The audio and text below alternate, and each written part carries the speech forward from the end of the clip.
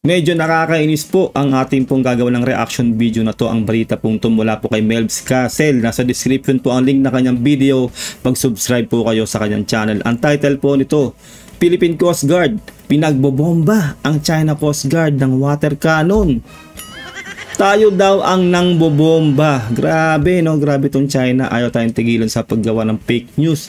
At ang balita nga rin pong to ay nagbabayad daw po ang China ng mga Pilipino vlogger para siraan po ang sarili po nating bansa. At tayo po ay binabaliktad, no? At nagpapabango po ng pangalan ang China. Grabe po to, no? Simulan na po natin to, pero bago lahat, kung hindi ka pa nakasubscribe dito po sa ating channel, mag-subscribe ka na para ma-update ka kapag naglalabas po tayo ng ganitong reaction video. Simulan na po natin to. Let's do this. Chinese Foreign Ministry nagbabayad daw sa mga vloggers para magkalat ng fake news. Oo, binabayaran ng China ang mga Pilipinong vloggers para siraan mismo ang Pilipinas. Grabe. Tulad ng kumakalat na litrato ngayon sa social media. Sa resupply mission daw, tayo daw ang unang nag-water cannon. Ang PCG daw mismo ang nambomba na tubig laban sa mga Chinese, which is never naman ginawa ng Philippine Coast Guard. Yup, never ever po natin ginawa yan na bombahin po sila ng water cannon. Fake news po yan, tandaan nyo po, no? Propaganda lang po yan na pinakakalat ng China. At yun nga po, no? Nakakalungkot po to dahil meron po tayong mga Pilipinong vlogger daw na binayaran ng China para siraan po mismo ang sariling bansa natin, no? Hindi ko lang po alam, no? Opinion ko to. Hindi ko lang po alam saan po nila nakukuha yung kapal ng mukha o yung tibay ng sikmura para tumanggap sa China ng pera at magpakalat ng fake news sa sarili nating bansa, no?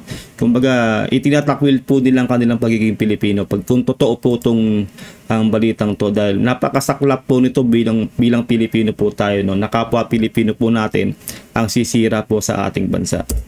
Deleted na nga ang picture na to o binura na, pero makikita sa litrato na binomba raw ng Philippine Coast Guard vessel ng tubig ang Chinese Coast Guard.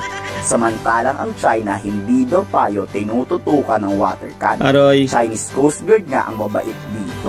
Hindi pa sana amin tong vlogger kung hindi pa pinagbanta ang ikukulong. Ay, nako. Sa huli, inamin din itong vlogger na to na fake news raw siya. Please answer my question. What do you mean that the Philippines is using water cannon? Kasi po yung water cannon is a facility. Opo. Huwag ka magpalusot. I warn you. You're under oath. Ang water cannon Sagutin mo po where you refer that water cannon. That you mentioned. Ang water cannon deployment po kasi is one of the actions taken by a state pag meron po mga dispute na ganyan nga po. Ako Pilipinas, ibig mo sabihin mag-water cannon din sa China. Pwede po. That's sinabi mo nag-water cannon. Ang rekta ng ng tanong, 'di ba? Kung nagwa-water cannon o nag-water cannon ang Pilipinas sa China. 'Di ba? Pinapaligoy-ligoy niya, sinasabi na karapatan daw 'yun ng bansa na mag-water cannon din. Pero ang tanong, kung nag-water cannon ang Pilipinas sa China. Dahil yun nga po ini-insist ng nagsasalita na to, na ini-insist nitong vlogger na to na sinabi niya na nag-water cannon ang Pilipinas, na which is never pong ginawa yan ng Pilipinas. Ay, ito na nga po bang sinasabi ko, no? Bakit po meron po tayo mga ganito mga kapwa Pilipino na na gumagawa ng ganito na nagpapabayad, no? At yun nga, yung dangal nila ay binenta na nila sa kalabang lahi natin, doon pa sila kumampi nang dahil lang sa salapi. Nakakalungkot po itong gantong sitwasyon po, no, dahil may ganito po nangyayari. Mr. Chair, wala ako sinabi na ang Pilipinas na ginawater cannon ng isang kalabang state. Sinabi po, but we're talking about the West Philippine Sea. This will be your last warning. Or else I will cite you in contempt. Sa kaunang-una, under oath siya, di ba? Kaya siya tinanong ng ganun kasi may sinabi talaga siya na nag-water cannon ng Pilipinas sa China. 'Di ba? Kaya ini-insist 'yon na magsalita siya ng proper o ng totoo dahil under oath siya, na which is hindi siya dapat magsinungaling. This is your last warning. You're under oath. Opo. What do you mean that the Philippines is using water cannon? Mr. Chair, ang sinabi ko nga po, ang Pilipinas po, nag-water cannon, pwede po mag-water cannon. Di ba? Ang Pilipinas po ay nag-water cannon. Bilang sabi niya, pwedeng mag-water cannon. Ayun tayo eh. Doon tayo nagkakaroon ng problema eh. Sa mga ganong statement, di ba? Sila kasi, napanood ko rin po itong session na to, no? Lalo po yung mga babaeng kapwa-vlogger po natin na umiyak po sila dahil yun nga, kumbaga nahuli po sila eh. Meron silang mga post na against talaga, no? At huling-huli po sila, yung mga salita po nila doon ay talaga pong fake news. Kaya po ang retaliation po nila nitong mga vlogger na to, yung sasabihin na lang po nila ay mag-apologize na lang po kami. Sige po, fake news na kami. Parang ini-insist nila na napilitan lang silang sabihin yun na sila yung mali, no? Pero hindi po eh, may ebidensya talaga, may posting sila, may post sila na ganun yung sinasabi nila. Kaya malaking malaking dagok po to sa atin, lalo na po sa Pilipinas, dahil kapwa po Pilipino natin to eh, di ba po, at kumakampi sa ating kalabang bansa. Hindi, walang pwede. Sinabi mong mag-water cannon. Mr. Chair, sige po, mag-apologize po ako, mali po ako, sige po, fake news po ako. Di ba?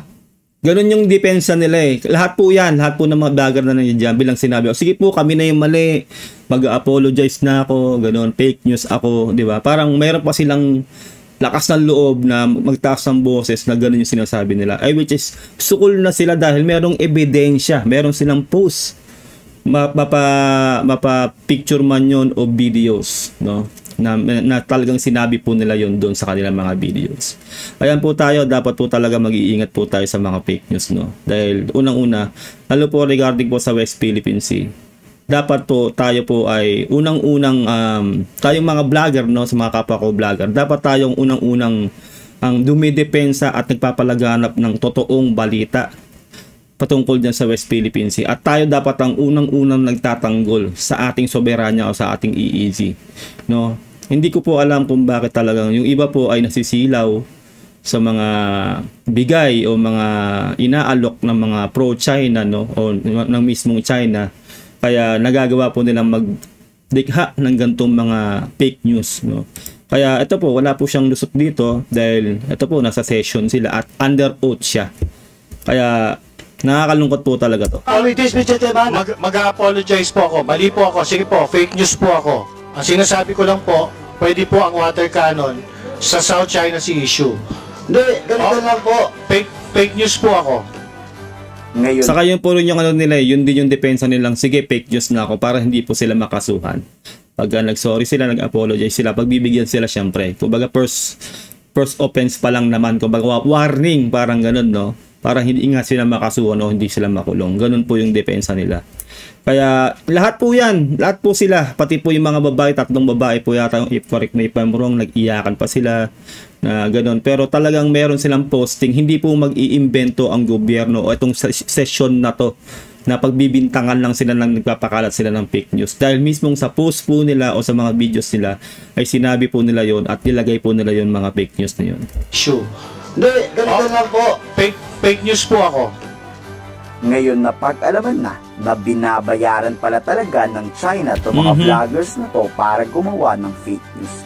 Grabe na tong si Mauni. May pa-seminar pa daw ang mga Chinese sa mga Pilipinong vloggers kung papaano sisirain ang PCG sa West Philippine Sea. Grabe, may pa-seminar pa pala. Grabe, no, ayan sila, no.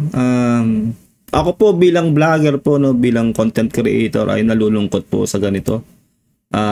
Dahil po syempre Pilipino tayo.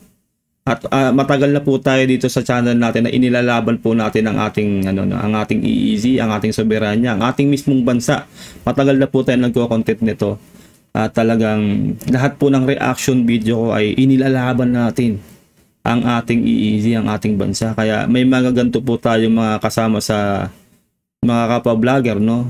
Nakakalungkot kung ganito man po ang kinahinatnan nila na hindi nila kinaya, no? Hindi nila kinaya yung mga gantong galawan at sila po ay napasama sa gantong linyahan dahil yun nga, masasabi po natin yung iba pera-pera po, no? Yung paninindigan at kanilang pong dignidad ay binitawan na po nila bilang Pilipino, no. Nakakalungkot po yun, pero tayo po ay patuloy po tayong lalaban, no, bilang isang content creator at vlogger. Ilalaban po natin to hanggang huli dahil tayo po ay Pilipino. Dapat po tayo po ang nakikinabang sa ating EEZ at bansa po natin to. Tayo mga Pilipino ang dapat namamayani at nakikinabang sa lahat po ng yamang yamang kalikasan natin at lahat na sa ating EEZ. Tinuturuan daw sila magpakalat ng maling balita. Grabe. Tinuturuan kung paano pagandahin ang imahen ng mga Chinese. Magkano kaya ang bayad para itakwil mo ang Pilipinas? Yun nga po yung ko rin naiisip ko nung magkanong bigayan dyan. Malamang malaki po yan, no? Dahil ganun po, talagang inano mo yung dignidad mo, saka yung lahi mo, tinakwil mo yung lahi mo. Diba? Imagine niyo na lang po, no, yung mga bayani nating nagbuwis ng buhay para sa inang bayan, no. Siguro po napapakamot na lang po sila Rizal, sila Bonifacio, no, at lahat po na nagbuwis ng buhay natin bayani para lang ilaban ng inang bayan.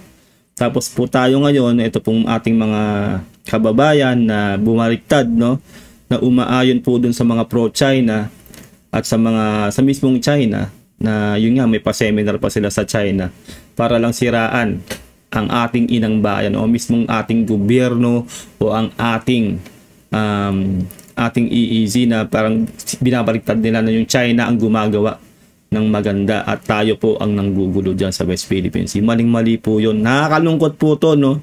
Sana po ay hindi po totoo to dahil Pilipino po tayo eh. Dapat inilalaban po natin ang ating karapatan at hindi po sana tayo nagiging taksil sa ating sariling bayan. Nakakalungkot po itong balitang to. Hindi po ako natutuwa dahil syempre po Pilipino tayo at kapwa Pilipino po natin to.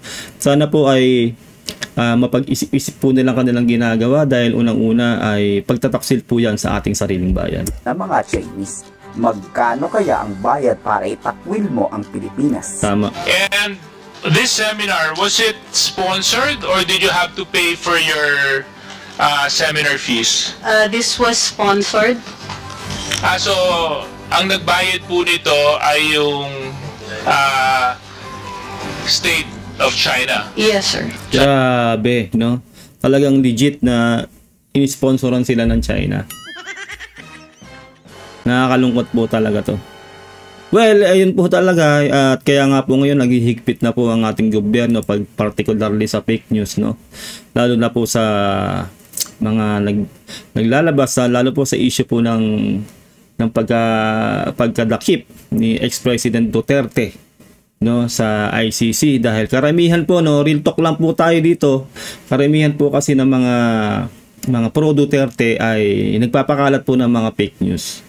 No, na ganito, ganyan. Alam niyo na po yan, mag-research na lang din po kayo kung ano mga nangyayari. Kaya nga rin po naimbitahan din ang karamihan po mga vlogger, lalo po tong mga mga babae at yung kanina. Dahil po sa mga fake news po na ipakakalat po nila na paglaban o pagtuligsa sa gobyerno na wala naman pong katotohanan o walang facts na masasabi natin. Kaya yun nga po, no, lalong-lalo na po ako po, ang content ko po talaga ay tungkol po sa ating soberanya sa ating EEZ. At nakakalungkot po talaga kung talagang ganito at marami pong nababayaran po tayo mga kababayan dahil yun nga po na tumbasan ng pera ang kanilang pagiging Pilipino. Sobrang saklap po nun, nakakalungkot. China government ang nagbayad sa inyo? Yes, sir. Sa travel ninyo, sa stay ninyo, at sa seminar? Okay. Grabe, no, lahat, all is expense paid ng China. Ang seminar nila sa China, lahat po. Kumbaga, hayahay ang buhay nila, no? Tapos, ganun po yung magiging trabaho nila o ilalabas silang mga vlog nila na pasiraan po ng ating bansa o ng ating PCG, lahat na po, no? Sobrang nakakalungkot. Paano po ba kayo naimbitahan para maging bahagi ng seminar? Through the Chinese embassy. Through the Chinese embassy. Pinili po kayo ng Chinese embassy. They conduct these regularly, I understand. There are others who are also invited from the mainstream media. Grabe. Para sa akin po, no, opinion ko ulit dito sa nangyayari to, kung totoo man to, ay sa akin sana maano na po yung Chinese embassy sa atin, no? Alam niyo na yung ibig sabihin doon dahil Ganyan po yung ginagawa sa atin eh. Di ba? Nagre-recruit. At talagang hindi naman tayo pinapakinggan din kapag meron tayong gustong ipahatid, no? Sa Chinese Embassy, hindi naman tayo pinapansin din. Yun nga, para sa akin, tanggalin na po yung Chinese Embassy dahil ganyan po yung nangyayari sa atin dahil unang-una kinakalaban naman tayo ng China mulat sa pool, wala naman tayong napapala po, no? Kaya nga po yung nag-usap po yung DFA po natin pati po ang Chinese Embassy noon, di ba? Alam niyo naman po yung nangyari noon ay lumipas po ng halos wala pang isang linggo. Sila rin po ang lumabag sa napag-usapan at hindi sumunod sa napag-usapan, no? Kaya nagsasayang lang po tayo ng laway, ng kuryente, ng lahat-lahat na kung makikipag-usap pa po tayo sa China o dyan sa Chinese Embassy, wala pong mangyayari dahil hindi po nila tayo papakinggan at mas paniniwalaan po nila kasi yung sarili nila. No, tulad po nung nangyayari ngayon dito po sa balitang to ay sobrang nakakadismaya, no, at nakakalungkot dahil mga Pilipino po itong mga to at ginagawa po nila yan ng dahil po sa pera. Nakakalungkot. Pero hindi po kami magkasabay that time. So, I understand that this is conducted regularly. Grabe, no, conducted regularly. Grabe yung pagre-recruit nila. I think yearly. I'm not sure though.